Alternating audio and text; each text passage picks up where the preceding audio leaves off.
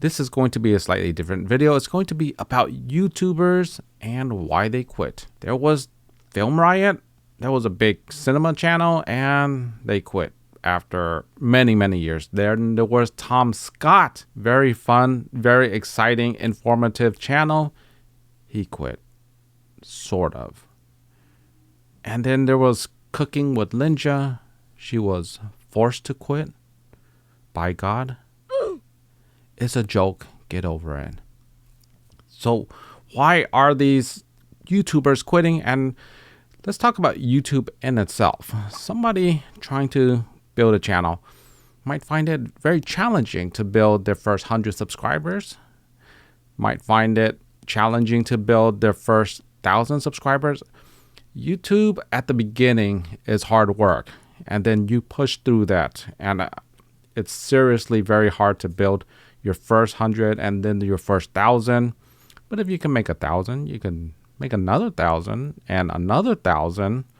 So that's just how it works. But at some point, there are levels to YouTube. For instance, I have 3 channels that I own, and all of them are monetized. After you get the first one in, it's easier to make those other channels. Like one channel, I helped my wife build her channel, almost like 20,000 subs in 1 year. My other channel made like 3,000 subs in a year. Both of them are like more successful than this channel, whatever. So when it comes to YouTube, not everybody's going to grow at the same rate.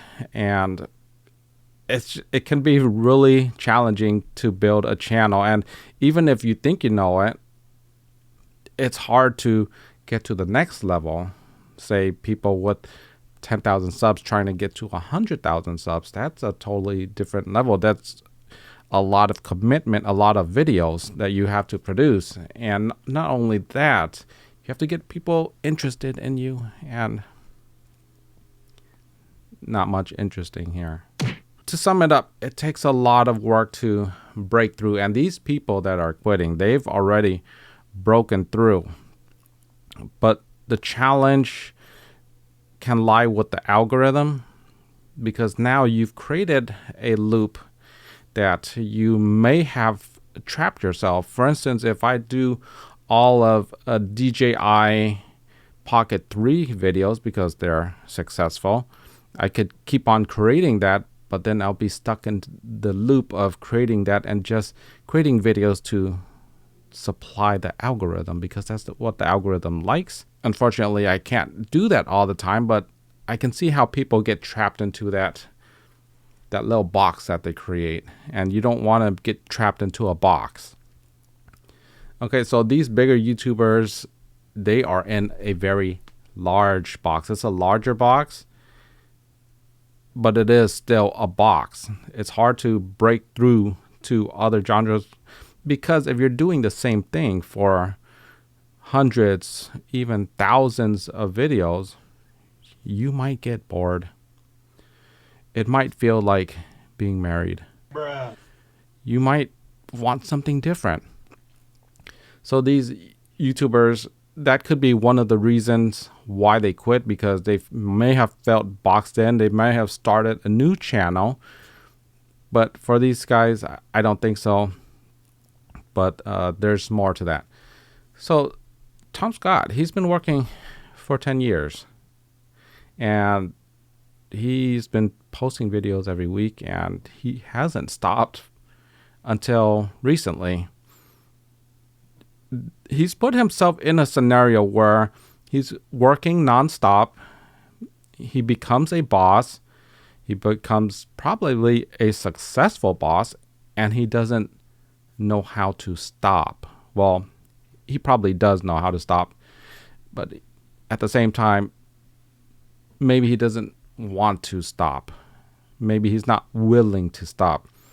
The reason is because when you stop producing videos, you only have X amount of evergreen videos which produce money, and it's not going to produce money forever. Even though it's evergreen, it will decline.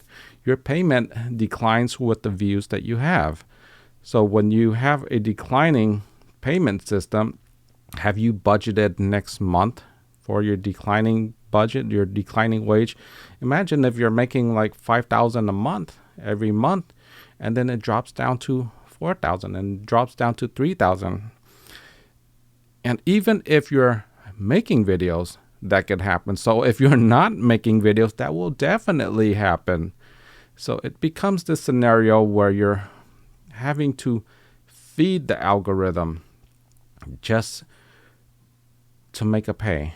And sometimes if you're a new creator, you'll find out that your pay might not be so good. I mean, how are you even going to make ends with this $200 a month check? Is that really livable? Of course not, but it's probably not meant to be. That's why this channel is just for fun. It's like a hobby of mine, but it can become a real income. And these people have got to the levels of a real income. And you would think that, okay, they've worked for 10 years to build a channel to a level that becomes income. But really, you probably don't even have to work that long, to be honest. But what the income is going to lead to the next point. So give me a second. So when you working on YouTube and you're making videos, you're going to get a lot of offers, okay, to make sponsored stuff. You can go with these offers. You don't have to. But when you do, it's shilling, and that's all right. We've got families to feed. It is what it is. But if you're not shilling too hard, then the brand might not like you. If I'm not creating a video for a brand, which came to me and which I rejected, then my future with that brand is somewhat compromised, right? And so when you're making these videos, and I'll get back to it, they will see that these manufacturers know that content creators can make money for them. Okay, so I have an affiliate going, and it's with Amazon, and I might make $200 a month with affiliate links. However, that is not my real goal with this. I just don't want to leave money on the table. And if I'm offering somebody good items and they like those items, then why not? It's share and tell. It's just being courtesy to the viewer, because they certainly don't want to watch me all day. Either way. So when you're making these sales for Amazon, it's mostly 2%. So you do the math here. I've made $200. And so that's not much, right? Except that I generated a revenue for Amazon through my links that created $10,000. So a lot of these bigger YouTubers, they've already figured out this little trick. If they're generating $10,000 every month, even on this tiny little 7,000 subscriber channel, imagine what they can generate, how much revenue they can generate. If somebody has maybe 2 or 3 times or 10 times the viewership of this channel, well, they can theoretically generate $100,000 a month. So they're generating $100,000 a month. Then they just have to have a product that their audience is interested in and they can sell. And does this work? Absolutely. Speaking from experience, my wife's channel, let's just say that I don't want Big Brother hearing about it, but there's many thousands in revenue every month. Well, aside from that, these content creators, if you've seen Caleb Pike, that bald DSLR shooter guy, he's been creating those Cinebacks and he enjoys creating that. And I don't blame him. I mean, when you're creating stuff, it is fun, it is addicting, and it's rewarding. You are creating stuff that other people can enjoy. So he's been working on that. And because of that, I believe he's taken time off. You've seen Peter Lindgren take a lot of time off out of nowhere because he was working on his battery pack charger thing that he created. And both of those guys, I hope they build a lot of income because they're building their business well. And maybe they can finally get what they want, hair implants. So many creators, they've realized that making money for their family, making money to buy outrageously expensive homes that medium income people cannot afford is the norm now. And maybe they just have to buy a home for their family. So those creators, they've realized this little gig that's going on that is becoming a financial boon to them. They want to create more money. They want to create something they enjoy. So they've moved on to creating products because they've already spent so much time with the products and they know it so well and they know what people need. Creating products, it could be digital, it could be physical, is a good way of making money on YouTube. And people that are making serious income have already gone that way. People looking to create serious income, you don't even need a large successful channel.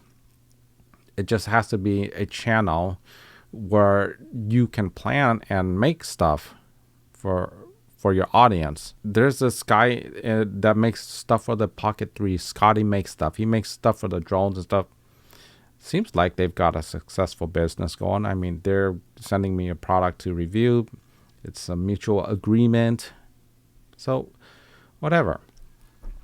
You can see how that you don't have to have much of an online presence, but if you have a large online presence, then it can go a long way. And then there are folks that are more the conventional route that have, I believe they've disappeared for chunks of time. And I believe like Gerald Undone has disappeared for a chunk of time. The more conventional creators will have brand deals. And my view on brand deals is that they're good. And however, when you're creating these brand deals, you may do like an ad read. It may not be your cup of tea. You have people breathing down your neck. It's essentially back to being an employee. And maybe if you've been working long enough as your own boss, because these people are their own bosses, then you may not enjoy being an employee and you may not enjoy being restricted, like somebody has their belt around your neck. Might not be so fun. The freedom of being a content creator gets taken away a little bit when you become a speaker for somebody else, when you're advertising for somebody else and you have to do it in a video. It's a lot easier for podcast because it's just a small chunk of their video. But if you have like a 10-minute video and then you're doing like a 30-second ad read for story blocks, then it becomes like a large chunk of the video, and people, if they click off, then there goes your watch time. And you know, YouTubers, they just have to chase watch time, view duration, average click-through rate. You know, there's a lot of stuff. I mean, after a while you do kind of get how everything works, but at the same time you're just constantly feeding those algorithms. And if you're looking to build a channel, YouTube is kind of basic on those stats, and the basics are all you really need to learn to build a YouTube channel. YouTube will tell you views, click-through rate, and average view duration. And some people get this confused, but don't overthink it. Average view duration, click-through rate, those are things that you can control. The views, you cannot control views because YouTube is going to supply the impressions. Well, so on the face of it, it looks like you can't control it, but you actually can. If you create videos that are popular or on the topic of your channel, then you will get fed some more views because there's more people looking for those videos and there's a larger pool of audience that is looking to find those videos. And so click-through rate, of course, that is how good your thumbnail is. And it doesn't have to be super good, in my opinion, especially if you're a known YouTuber. And for instance, you can see Gerald Undone's thumbnails. They're all the same. They're all that purple thing. People know that they're watching one of his videos and he's established himself enough. So you see it, you're going to click on it because he's much watched YouTuber, right? You must watch his stuff because he's probably having something that's really cool. The thumbnail does matter, but it's not super critical. If you're good at that stuff, then of course pour your effort. Don't burn yourself out. And average view duration. Average view duration is not the same as average percent viewed. So if you think that you have to have a super fast-paced video and have all these hooks so that people watch continuously, that's probably true in the past, not true right now. You need to have something that people can connect with emotionally. People can feel like a sense of a human. That's why I don't think AI is going to work all that well. People need to know that you're being honest, that this is real, and that you're not a total poser like every single TikToker.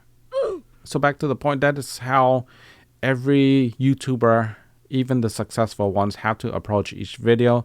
It becomes painstaking, and over the repetitiveness of thousands of videos, they may quit. And is it that far off from having somebody quit from work? Because you're doing repetitive stuff, it can appear like a job. You are working for Google, YouTube, sponsors. It's not all your own thing. And if you do find your own thing, you may quit as well because the pay is too good. And when you get your own thing going, it's going to be hard to stop. Because if you're somewhat successful at YouTube, and somewhat successful means that you've got a following that is loyal to you. It doesn't have to be very large. Let's just say you have 100 loyal followers that are willing to buy your product. It can take off. You cannot satisfy 100 people the very next day. Because if somebody's placing a bunch of orders, satisfying 100 orders the next day is going to be kind of hard. So just think about it in that angle. You don't have to be an extremely successful YouTuber to create a livable income. It's just up to your strategy.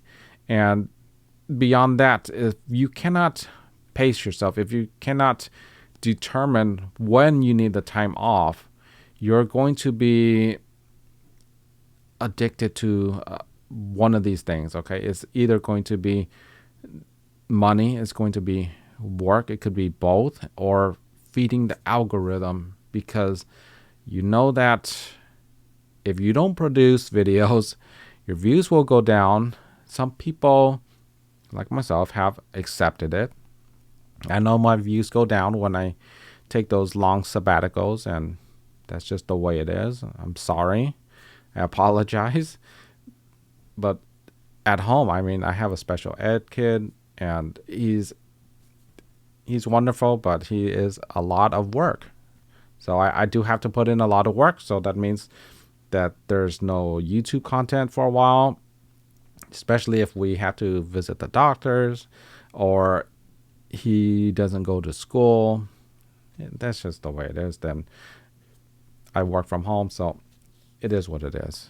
I'm not complaining. It's just I don't have time to create videos, and I can't be spending time to create videos. This is very early in the morning. Nobody is awake. It is cold, so that's why I wear these things. The alternative is no video. So that's pretty much why people quit. It could be that the work is too hard. It's too hard to create views. I mean, you can work 40 hours a week and just get like 100 views. Those are the first tier of quitters. The second tier could be that it's just not enough views, in that you're working 40 hours a week and getting paid only $1,000 a month. That might not be satisfactory, and the workup time to build your channel to where it creates a sustainable amount of income is too long. And then there's the third tier, in that the people that have made too much money, or not too much. There's never too much money, right? Yeah, there's never too much money. They've made a successful amount of money, and they have to be loyal to their customers. They have to satisfy those customer requests. They'll have to quit, because if you have more customers than you can handle, then you have to get employees. That's all going to get time, and you have to set up business license, whatnot. And then there are the the last tier of people that maybe they're just not satisfied with this anymore. They've worked so long doing the same thing, and they don't want to deal with the sponsors. They don't want to deal with losing a part of their soul. It can be soul crushing working with sponsors, and they're just tired of making videos all over again. They're tired of all these new products, because if they've already gone through 1,000 new lenses, they've already gone through 1,000 new different gadgets, they don't want to do any of that anymore. And they're so sick and tired of it that they quit. Anyhow, that's all I got for this video. Hope you guys enjoyed it. Be sure to like, subscribe, share. See you in the next one. Take care.